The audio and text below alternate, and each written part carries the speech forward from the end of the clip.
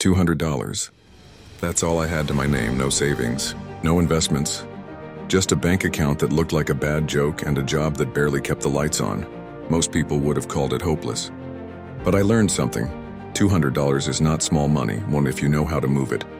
At 20, I thought making more money was the answer. I worked overtime, picked up extra shifts, but no matter how many hours I stacked, I stayed broke. Why? Because I didn't understand the game. I spent faster than I saved. I treated money like it was meant to disappear. The truth is, nobody teaches you how to turn small money into big freedom. So I had to learn the hard way. Late-night YouTube searches for side hustle ideas. The turning point came when I stopped seeing $200 as barely enough to get by, and started seeing it as seed money, not to buy more things, not to make my life comfortable, but to plant something that could grow. 1. Lock down the leak. If you can't save on a small income, you won't save on a big one. First, I cut every subscription, every extra meal out, every I deserve it purchase. I treated $200 like it was a rare resource because it was. 2. Split and assign every dollar B-roll, dividing cash into envelopes, labeling them. I split it into 3 parts. 70% build capital, money that would go into something that makes more money. 20% learning, books, courses, or tools to improve a skill. 10% risk fund, money I could gamble on a small hustle. 3. Choose one hustle and master it.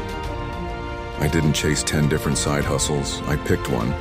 For me, it was flipping used tools I bought cheap and resold for profit.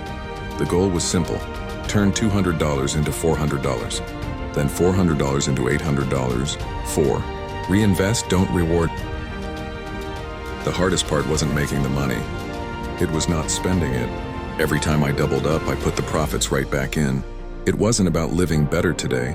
It was about buying tomorrow's freedom. Most people will blow $200 in a weekend and have nothing to show for it.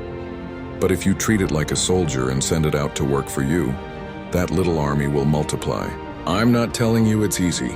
I'm telling you it's possible, because I've lived it.